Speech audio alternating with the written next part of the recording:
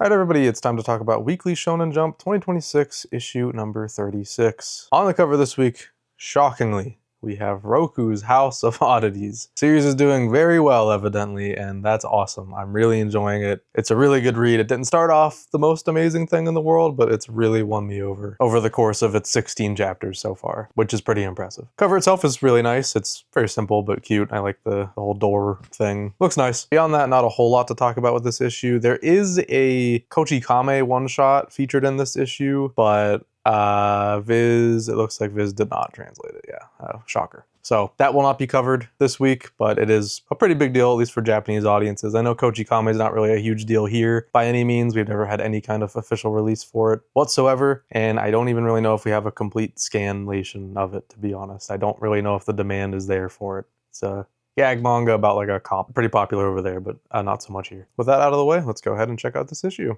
He did the Monster Man. Roku's House of Oddities, Chapter 17, Salvation My Way. Really nice color spread. Pretty simple, but I like it. Just showcasing all the characters, different personalities. It's nice. And this chapter itself was surprisingly really good. It's still leaving me in an odd spot where I don't quite know how to feel about where we're going. But this chapter did show to me that even if we do go in a more like quote unquote like battle shonen direction, it's not quite that, but if we do focus more on like, you know, Monster of the Week-esque scenarios with a grander plot happening in the background, because we still had that tease a couple chapters ago with that like guy on looking, so that's probably something coming up. But for a first outing in this new era of the series, I thought it was pretty solid. I mean, it had a really strong emotional core with this kid who got kidnapped 50 years ago, reuniting with his parents. Well, not quite, but, you know, getting to see them one last time before he, you know, reaches salvation. I was gonna say like is salvated, but that's not a word. Well, how is there a way to say that? He is salvationed. He's salivated. That's not right. I don't know. Is there a word for that? Either way, Roku has a new goal following this chapter where he wants to lead all the souls or spirits that are like this to salvation. So we have kind of changed what this series is, but I don't think that's bad by any means. It's still a really strong story about a found family that's still the same relationships and bonds and characters we've come to love over these last 17 chapters, but now we have a goal, which I guess is necessary if you're going to be a serialized manga to some degree. I mean, some are just episodic and they don't have any goal, Roboco, but this mangaka didn't want to be a Roboco. They want to actually tell a story, and I respect that, and I am on board until I'm not. You know, we'll see. Maybe it'll lose me at some point in the future, but for now, after the first chapter of this new kind of vibe, I am digging it. I really hope to see it continue positive direction with this new idea in mind. I still like it. It's still got that balance. There's still like comedy. It's light comedy in this one, but it's still there, and it's still very, very sweet. The moment where he sees his parents is really nice. It didn't like make me emotional or anything. It didn't quite hit me that hard, but that was a very nice little moment that I quite enjoyed. Really good chapter. I'm very curious to see the future of this series. We're kind of in a whole new world now. Someone Hertz Chapter 44, The Phantom of Minami Town. Really interesting to come off of Roku right into this. It's an occult chapter of Someone Hurts. That's not what I was expecting at all. I wonder if Roku is getting to the mangaka of this series, because this, I mean, it didn't really feel like a Roku chapter by any means, but it's definitely in that same brand of like horror, very big quotes on that, and comedy. This was really fun though. I thought the whole general idea with Mime and Mizuho just kind of going back and forth, being scared about different things and comforting each other, and then being scared together at the end with this radio playing the voice of one of the co-hosts of Munmid. Really cute moments between the characters here, as always. Really inconsequential chapter, all things considered, but I thought it had a really nice, you know, flow and plot line to it.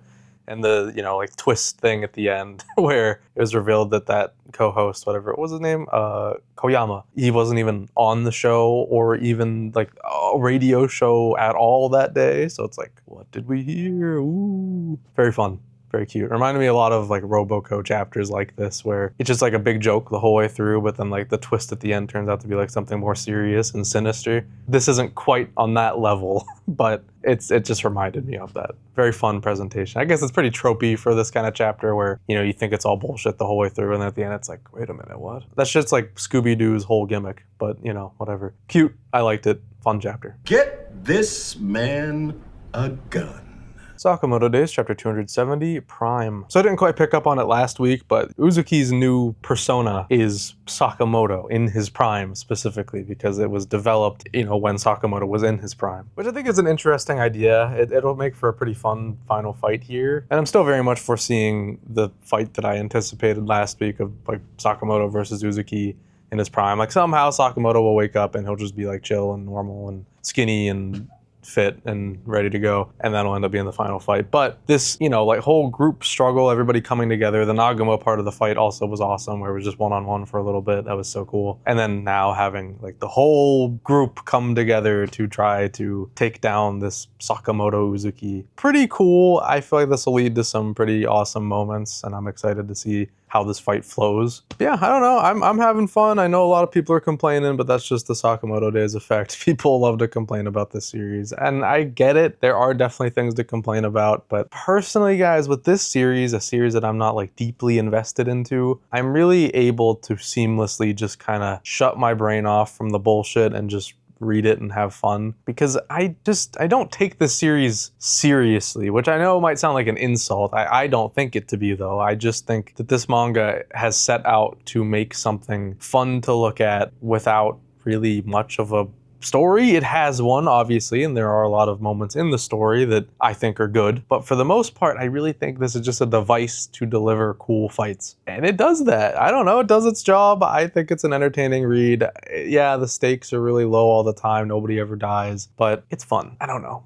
I read this to have fun, and usually I do. Sometimes it's really boring. A lot of times during this final arc, it was pretty boring. Right now, I'm having fun, so I'm enjoying it. Right now, Sakamoto Days is on my nice list. I think it's pretty solid, personally. But that's coming from somebody who's not like in the Sakamoto Days fandom, theory crafting, power scaling. I don't do any of that. I just read it for what it is. And what it is fun.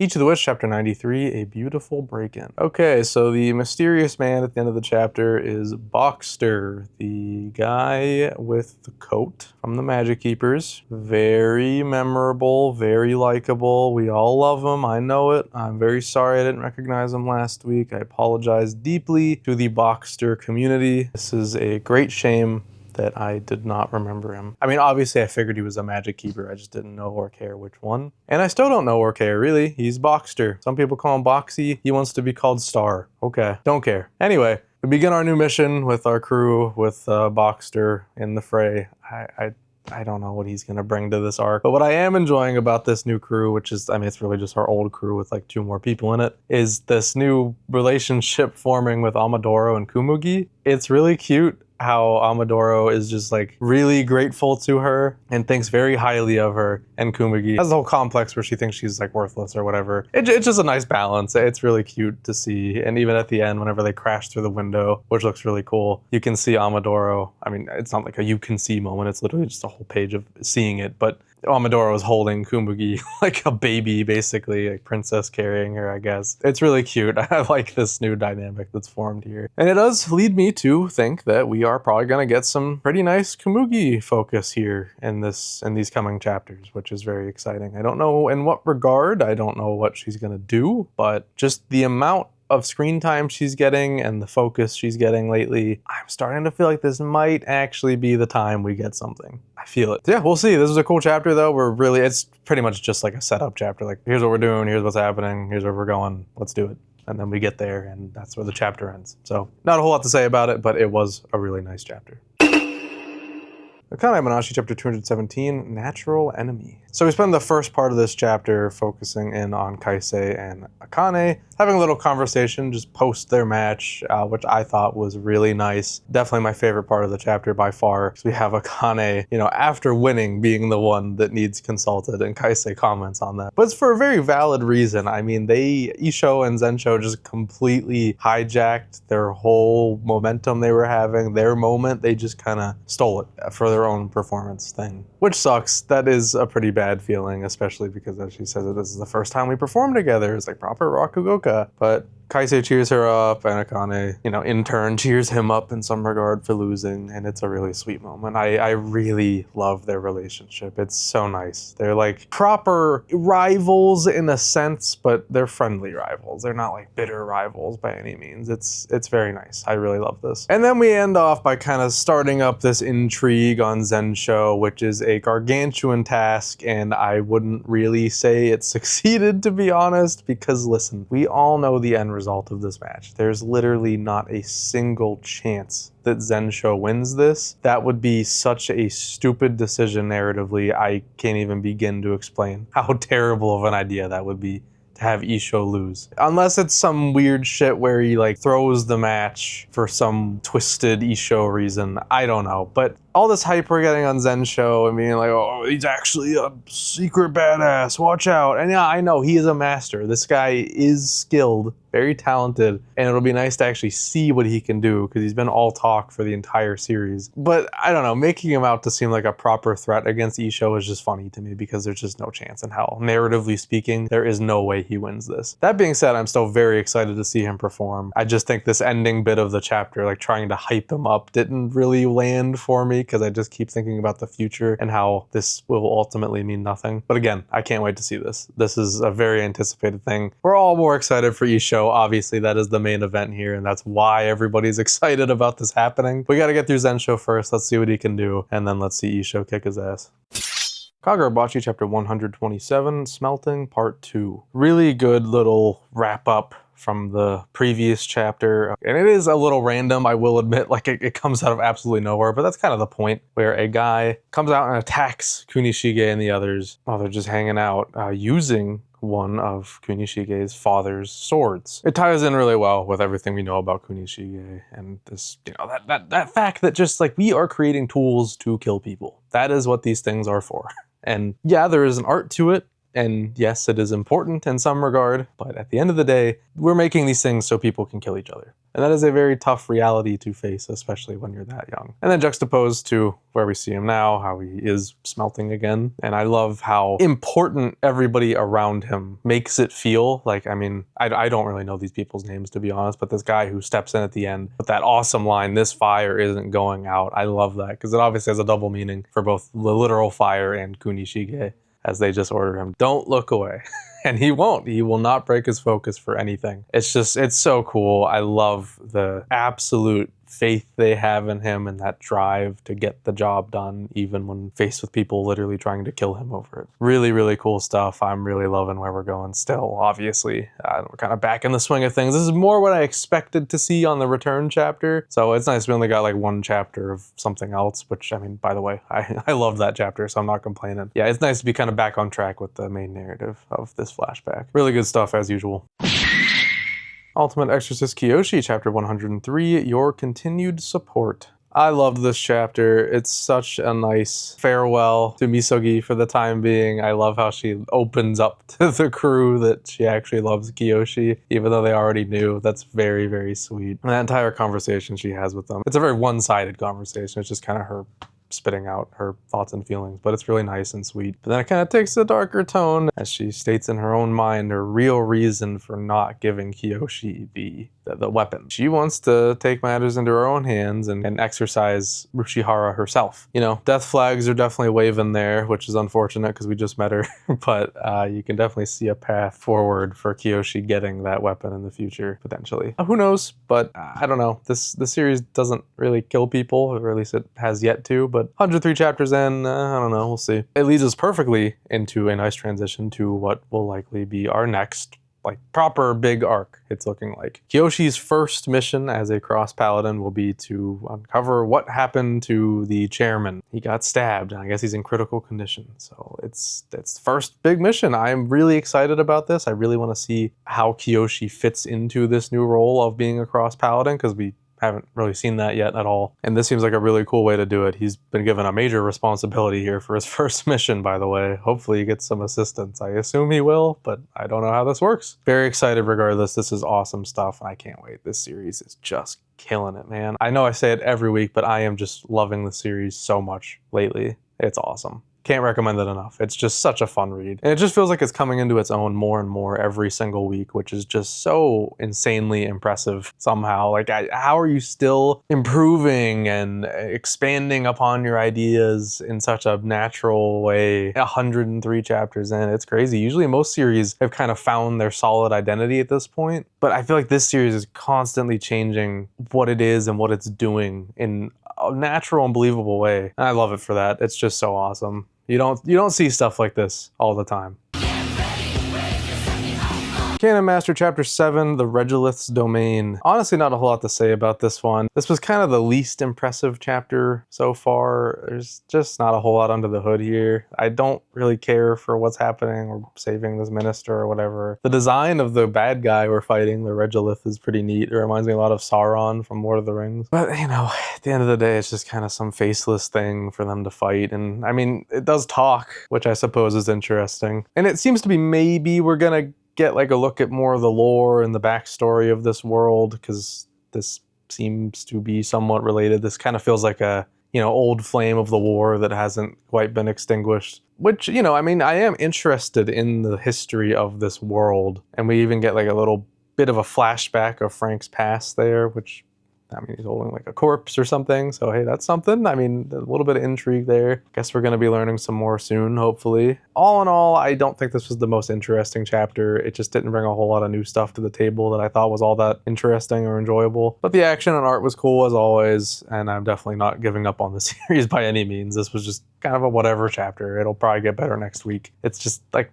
it's like a middle chapter. We're branching into this fight, which is already looking to be kind of like a climax. Not exactly a story arc, just a little part of the story. I mean, this could always open up into a larger narrative, I suppose. We could set this thing up to be a grander villain. But honestly, a lot of that even depends on how the TOC ranking is next week. Next week will be our first real TOC ranking, so I'm very excited to see where it lands. I really don't know what people are thinking about this one. I see mixed feelings kind of all over the place, mostly positive though, but some people are kind of just like whatever on it. I don't think anybody hates it. And yeah, I don't know. I go back and forth myself. I think it's really interesting. It doesn't quite have a narrative hook yet, which I think is a little unfortunate. We probably be developing that soon, and maybe that is what we're doing here, actually. Now that I think about it, maybe that is what's happening here. This will maybe springboard us into the larger narrative of the story. Who knows? A lot to learn from next week, though.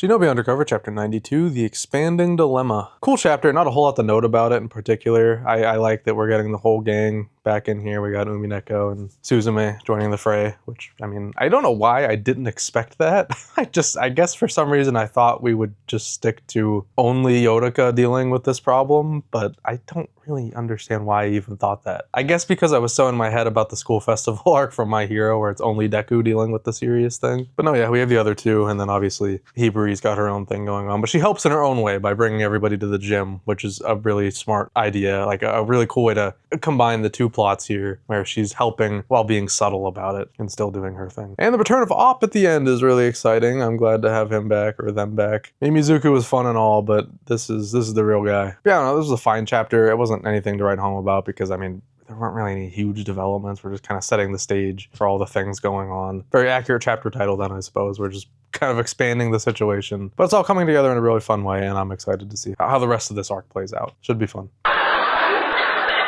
Me and Roboco Chapter 292, Breakfast and Everybody. This is a fascinating idea for a chapter. It's a whole chapter focused on showing us what different characters in the series have for breakfast. That's it. That's the whole chapter. You know, it's obviously all jokes. And my favorite is second year. This is the best second year moment maybe ever. I just love like how awful the circumstances are presented here. It's usually like this, but I don't think it's ever gone this far where being an editor at Shonen Jump is portrayed as literally just slave labor. They're just turning this big gear. Who knows the purpose of the gear? And then for breakfast, or at least second year gets excited about it. Like, this is our once a week deluxe meal. And it's cicada shell, just the shell, skewers, rainwater, all you can drink, gravel, all you can eat, and weeds, all you can eat.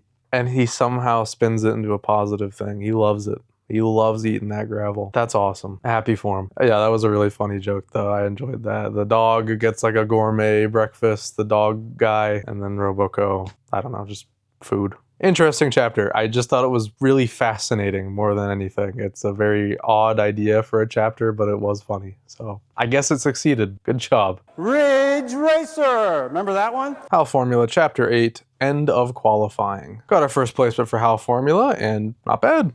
Not bad. It's in the second half of the magazine, but it's near the top of the second half, so that is totally fine. Not really worried about it. I think that is a totally fine placement. Obviously, I would have liked to see the upper half, but I'm still fine with this. I think it'll be okay. We're all right. Let's breathe, relax. And my main takeaway from this chapter is that I just need to stop doubting this series. Seriously, just a new rule enacted on the channel. No more doubting Hal Formula, ever. Don't even bother airing out my concerns.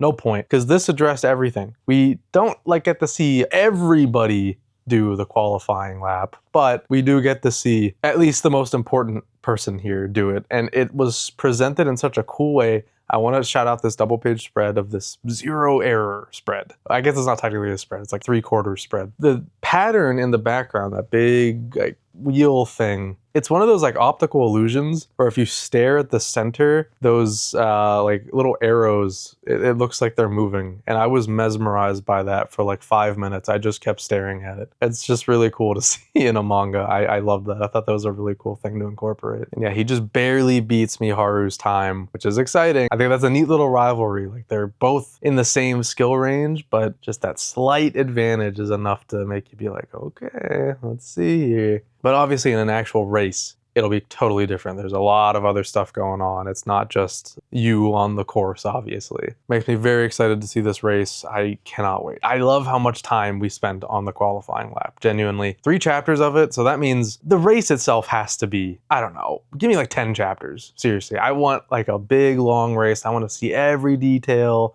every racer. I want to see everything. I cannot wait to see how they pull this off. It's really exciting, genuinely. Because this is kind of the make or break moment. If this first race sucks, then that's probably a sign that this series can't really last. But if it's good, then that'll just send it to stardom. That's what it needs to break that barrier and make it into the upper half of the magazine. Really cool, really exciting chapter. I loved this one.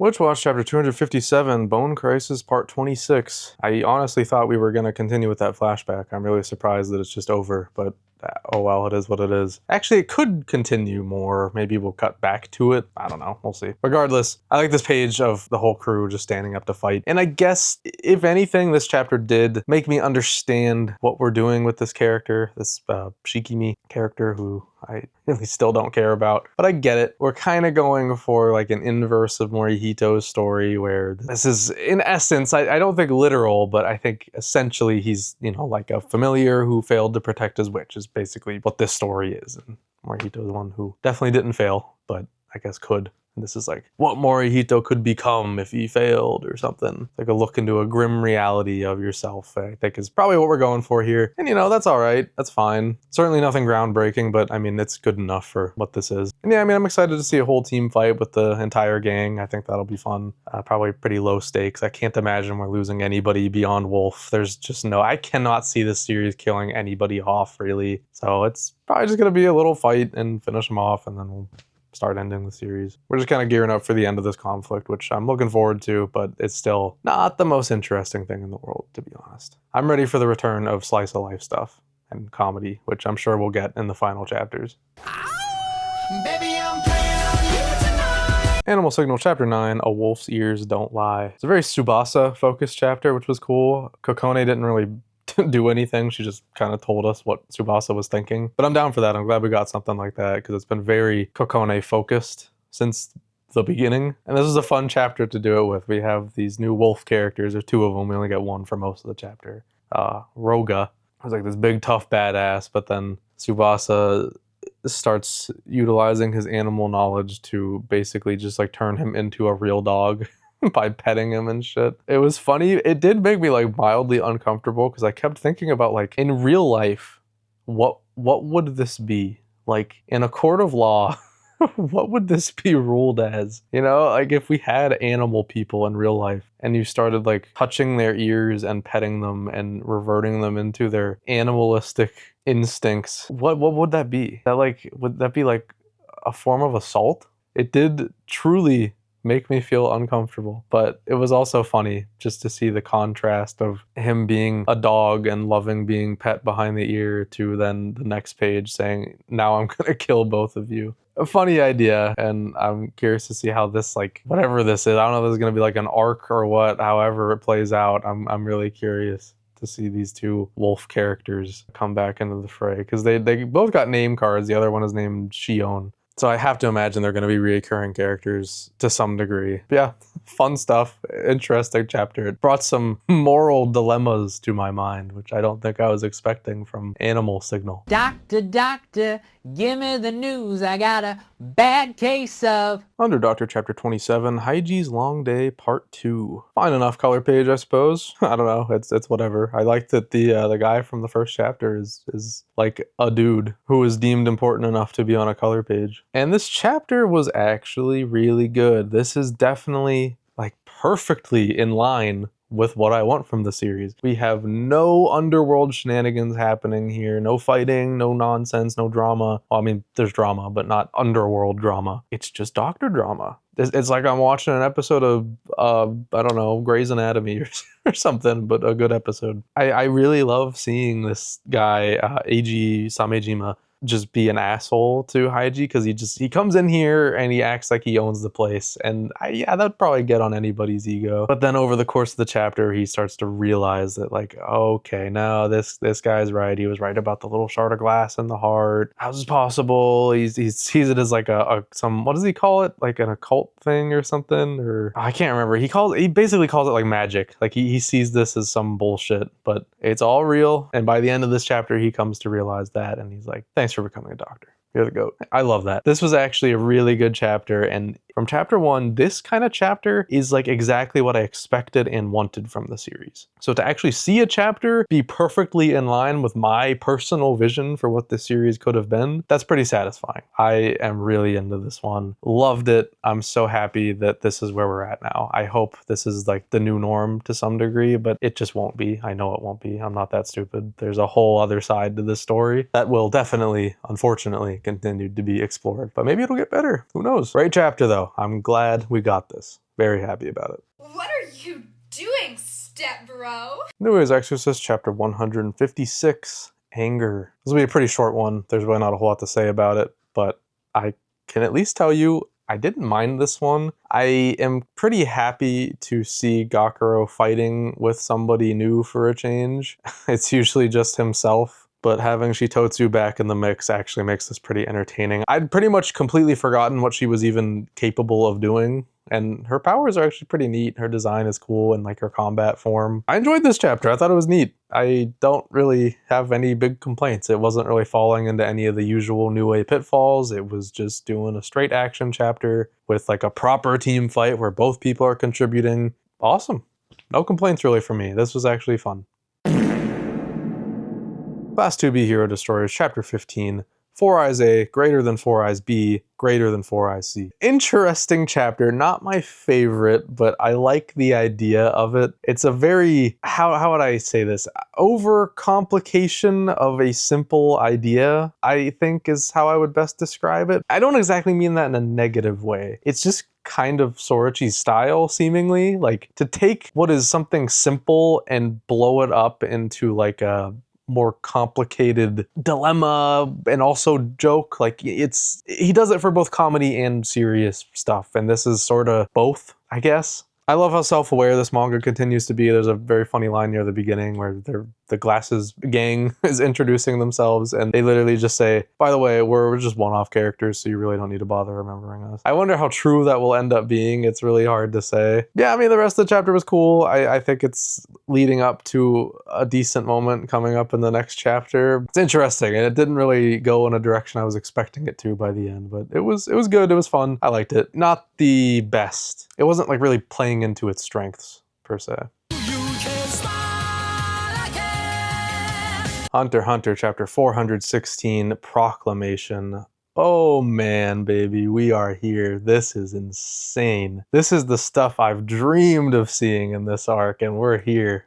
We got Benjamin just going for it. He goes straight to Camilla, and I love how instantly she locks in. She just gets up and starts blasting immediately. You gotta respect it. Mid-massage, which honestly, from another mangaka, this would be like a fan service scene, but here I think it can be viewed as more like badass. It's just kind of awesome how she was just in the middle of a massage. She's just completely naked, but she's fighting back regardless. Just as badass as it would be normally. Maybe even more so because of the circumstances. It's hard to explain in words, but it's just, there's something really awesome about it, the way this whole scene is portrayed. And then we get something huge. We get to see the first usage of a have-nots curse being like fully realized with the woman who was cursing Benjamin. And it's interesting. So it's not like a instant death curse. The amount of time it takes to die is factored by, I assume, like how long they've been cursing the person and the whole object thing, all that, like in proximity. And because of how close she was to Benjamin, Camilla estimates you'll last like half a day, which is interesting because Benjamin, like narratively interesting because Benjamin's already poisoned. Like he's gonna die anyway. Maybe this will somehow factor into his whole weird plan about becoming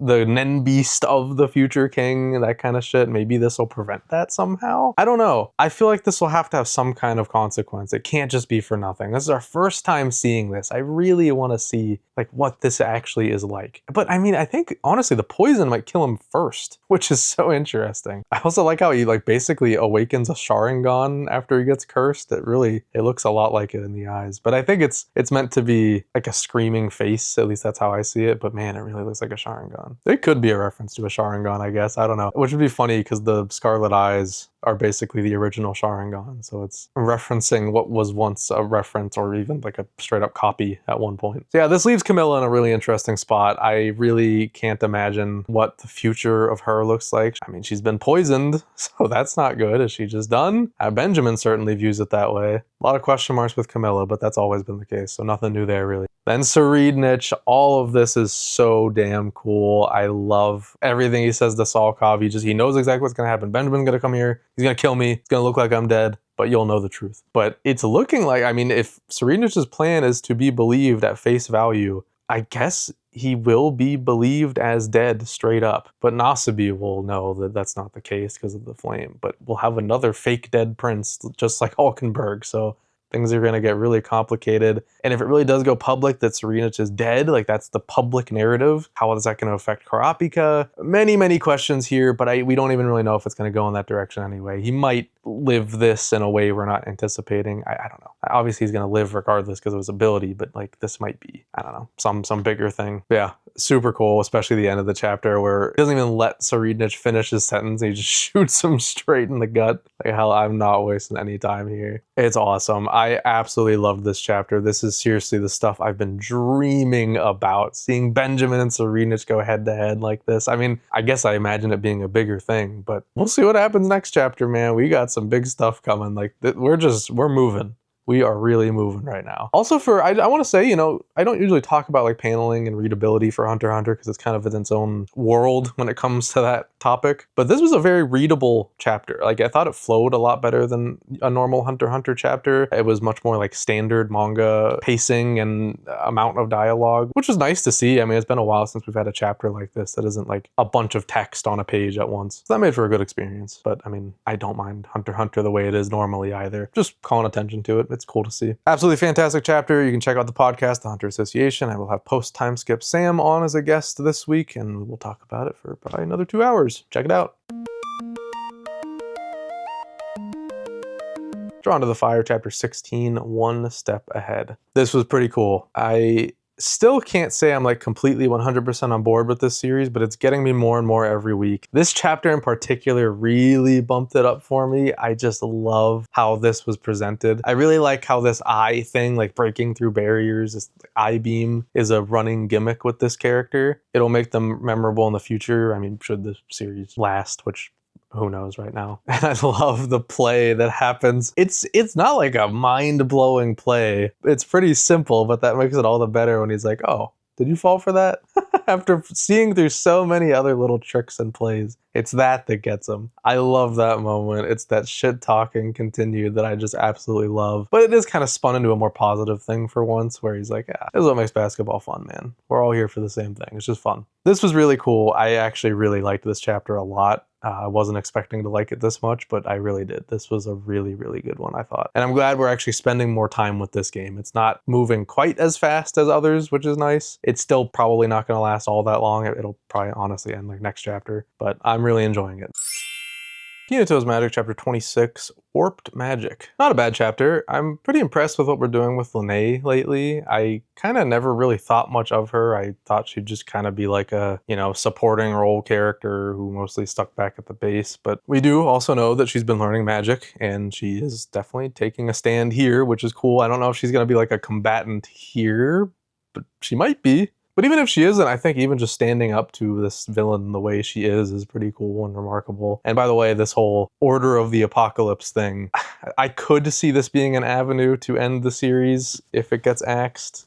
This is definitely the most like, okay, here's an avenue kind of plot development that I've seen in a while. But who knows? I don't know what the series. It's, again, Jump is in a really weird place with its axing lately. I don't understand what it's doing. It normally would have axed something by now, but everything's staying. So I don't know.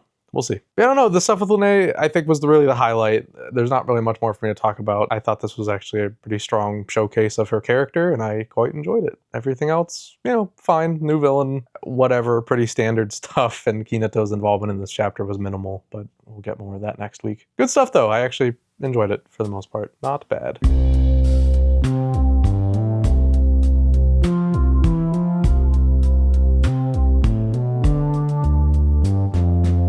Alright everybody, that's going to do it for Weekly Shonen Jump 2026 issue number 36. There's another pretty solid issue. Didn't think there's really anything bad. A little bit of middling stuff, I suppose, but pretty much everything was good again this week. Honestly, Jump is doing really well right now. I don't say that lightly either. These are times we strive for. We strive for weeks at a time where we got nothing to complain about. We don't have anything being axed. Everything's pretty cozy right now. All the stories are in a really interesting spot for the most part. It's a good time to be into the magazine, honestly. Every week is exciting in some regard. Even on weeks where we don't have like its biggest series, One Piece, we still have so many other things to satisfy our appetites. It's awesome. It's a really good time right now. If you don't read the whole magazine, I can't recommend it enough, man. It's fun. It's a really good time. But as always, one chapter did stand out amongst the rest, and this week my chapter of the week goes to Hunter x Hunter Chapter 416, Proclamation.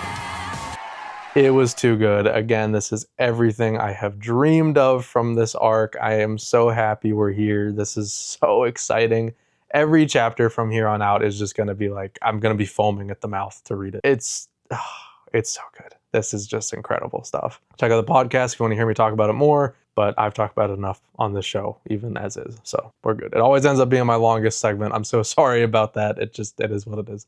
I love this series so much. Next week, we have a combined issue for number 37 and 38. Akane-banashi takes the lead, but of course it will likely at least not make the cover because it'll be a group cover. That's usually how combined issues work. Although there have been instances where that wasn't the case, so I guess we'll find out next week. But I'm anticipating a group collab cover of all the series in the magazine. And with that, the biggest question on my mind is, will Hunter x Hunter be a part of it? We haven't had Hunter x Hunter as part of a group illustration on the cover in a very long time. I am really hoping Hunter x Hunter makes the cover. I really want to see that. That'd be awesome. But who knows? Togashi might just not participate, which is understandable. By the way, you know what that means? So the week after next, we will not have an issue of Shonen Jump, but hey, it's Bleach month, so we'll have something. I think, honestly though, in place of the Shonen Jump video, I think think I might put out a compilation of an older series just so I get one out this month. That's a project I've been working on, fulfilling the backlog of. Maybe I'll make it a big one just so it's actually, something satisfying. Maybe Blue Box or something. I don't know. I don't know if I'm ready to tackle Blue Box. That'll be like a 2-hour long video. I don't know if I'm ready to edit that one, but maybe.